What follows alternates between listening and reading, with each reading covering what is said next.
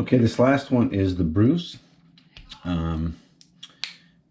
So there really isn't an in and an out. I mean, there is, it's the same thing. When you look at an intersection pattern, that's a really, I think we talked about that. That's a pretty common training pattern for motor school. I've seen them in a couple motor competitions or versions or half of them. So they're pretty regular patterns that you'll see. And this is a really more or less that I can tell a variation of that. So we're going to talk about path of travel, then we're going to identify the danger cones, and then we're going to talk about how to get this thing handled smoothly and safely. In and out is the same. This is the other thing with a pattern like this, because it's a mirror, and I suggest we will set things up like this, or the intersection. I practice them in both directions. It's pretty important that you can do it either way, nice and smooth. But in this case, we'll just take this counterclockwise just for fun. So we're going to drop in. Let's just drop in here, and we'll just hop into this pattern at any point in time. So at any place on the map. So we're essentially just following this around. Think of these again like intersections, except for this section is a variation of the Bruce versus an intersection pattern. We're coming through here. Now this portion here, intersection. Now this is the variation with the Bruce, intersection. So my first thought with a pattern like this when I look at it, okay, well, it's got enough cones in it to really identify my path of travel, to really frame where I can go and where I can't go. So I know we've talked about sometimes you'll see patterns like this and there won't be this cone here or that cone there. So people will just kind of just drop in, and it's more of an idea than an actual, really committing the bike to this portion of the pattern. But because this has the cones here, you have to drop in far enough to clear this cone. So cones that are important.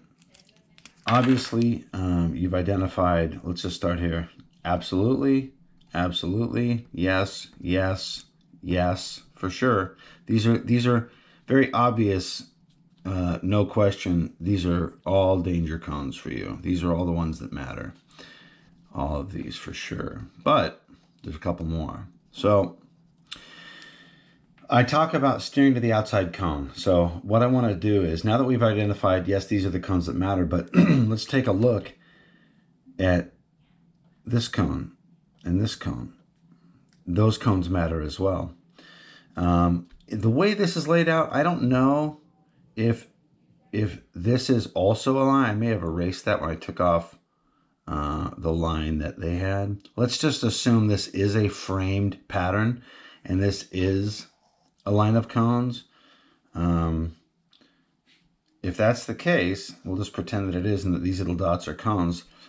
This cone absolutely matters as well for both directions of travel.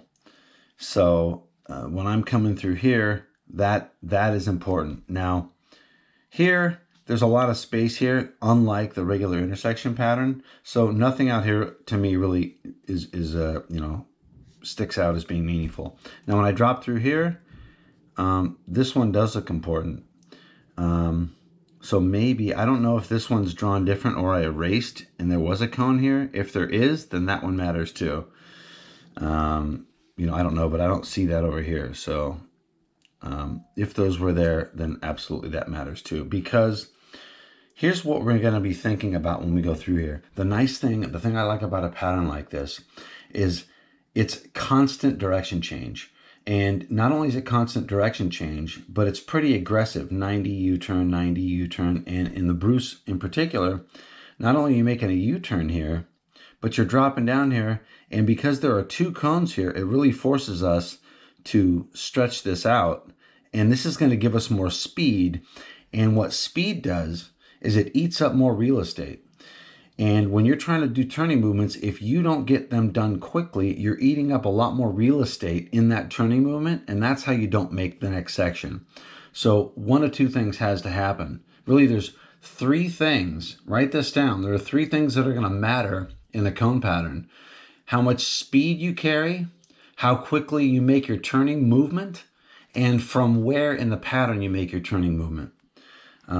So what that means is If I don't pick up my momentum here, then no problem. I can turn my bars the same pace through here as I do through here. But if I'm carrying a lot more momentum because this is a longer portion of real estate, so I can accelerate harder, then my bike's going to be coming harder. It's going to be coming faster into here. And this section is going to get tricky because if I'm still turning up here, nice and easy, but I carried more momentum, then I'm going to get caught out. My bike's not going to turn quick enough and transition fast enough to get me where I want to be. So that speed matters, how fast. So the adjustment there is either you slow down, which we don't want to do that because we want to win, or we turn the bars quicker, which is important. We just lock. We move faster, or we get a better line coming into this section. I say we turn faster and we get a better line. When we talk about the clutch pop, we talk about using our feet a little bit, balance ball, all those things help speed up the bike moving from side to side. So those are all little tips we're going to start to employ as you ride and get more seat time. But as this pattern, as we go through this pattern, a couple things that stand out to me in your lines. We have to remember in this direction or the other direction, we're leaning into this cone because we're making a U-turn into this cone. We can't get close to this cone. In order to clear this, we have to be out here. Our path of travel needs to be out here, okay? Not near this cone. We're going to hit it. Same here. Our path of travel has to be out here. I know I drew that right on the cone, but you get the point. My point is we need to be over there. We need to be up there. So in all these cases, we don't want to be near these inside cones. So we want to be away from them, no matter what direction we're going.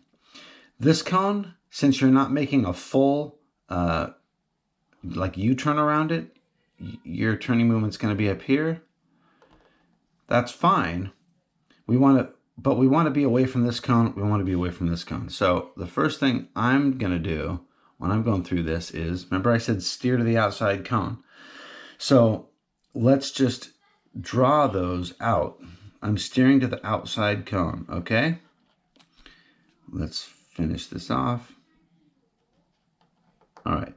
So when I walk this, that's the first thing I'm going to think to myself. Outside cone, outside cone, outside cone. No, I don't want to hit the bases of any of these cones. But that front wheel can track right up on that outside cone because I'm leaned away from that outside cone. So it's not at risk of me hitting it. This cone, I'm at risk hitting. This cone, all these I'm at risk hitting because I'm leaning into them. So they're all dangerous. That's another great thing about this pattern is it really helps reinforce the idea of steering to the outside cone in a pattern. So now I didn't draw that line here and here, and we can go out as far as we want, but let's just do some math. When we talk about where do I want to be? Well, I want to be here. I want to be out here. Well, how am I going to get there? We got to work backwards, right? So I need to put the bike somewhere here in order to get that line where I want it, right? In order to hit this line. So how am I going to get here? Well, if I'm here close to the cone, outside of the fact that I'm still probably going to hit it, that's going to push me out. You're pushing me out a little ways if I'm close to that cone. So I want to pick a road race line. We've talked about this as well. So I'm going to be more, you're going to see a pattern more like this where I'm working backwards a little bit to set back up for the next line. So I'm coming through here, but I'm working out a little bit to be able to come back in to and I'm going to swing back just a little in order to catch those lines. Because if I don't come back and I come more a straight path of travel, that's going to push me out here, and then I can't get back over here where I want to be. This is the line that I want. So if this is the line that I want, something like that, if I take this line, yeah, it's going to be quicker maybe in this one spot, but it's going to push me out here into this dangerous area. And I promise you, this is where people screw up, is they don't continue the turning movement because they get greedy and they want to hustle through here and pick up momentum. So they don't realize that you have to, especially in these patterns, you have to keep setting up for the next turn. I'm setting up for the next turn. I'm pushing out here to set up for the next turn. I'm giving myself real estate out here to set up for the next turn so that I can make that. If you don't do that, you're going to run into problems. So look at my pattern and look how, that was kind of a crappy line, pardon that. Look how I'm dropping back on myself back here versus your lines. Your lines have a lot of straight shots right to the next cone, which is not only dangerous for hitting these cones here, because you're running right at them, and you're going to start your turning movement. Where's my turning movement starting? I'm starting my turning movement over here. Where are you starting yours? Right here.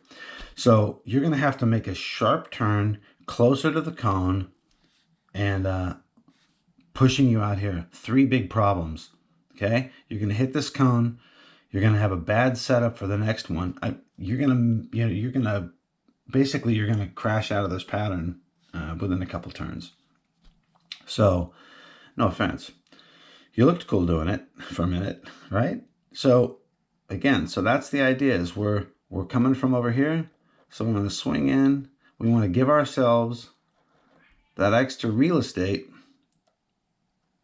to drop back in to those patterns. Obviously, some of these are not as pretty, but I'm using up as much real estate as I can, because the thing you got to remember also is the distance from this cone to this section, not a lot of room. If you take this in the middle like you have, I promise you'll hit this cone. Not only will the fact that you're in the middle, which is going to push you out a little bit, versus me getting a lot more real estate where I'm missing this cone and giving me more room. So now for the next section, think about this. So my turning movement starts here. I have all that. I'm using all that. You are not. You're using somewhere around there. So you're using, say, 1.5 feet less than I am.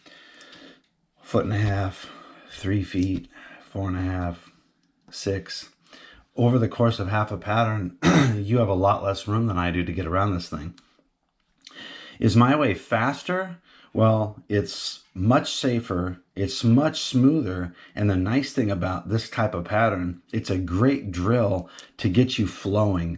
It's frenetic until you really kind of unlock that smooth setup, that smooth, stay locked just for a fraction longer so that you can work back a little bit, So you're learning a couple things with a pattern like this. You're learning to steer to the outside cone, and because it's happening outside cone, there's not anyone here, but point being, you're constantly having to make that adjustment and get your eyes set with, your spatial awareness. That when you get into any other patterns, boom, it just starts coming much more naturally to you. So big differences, no straight lines. Do you see any straight lines in any of my pattern? There are no straight lines. It's all flowing, leaning, nice and smooth. It just rolls. So think about that, rolling through a pattern nice and smooth. All right.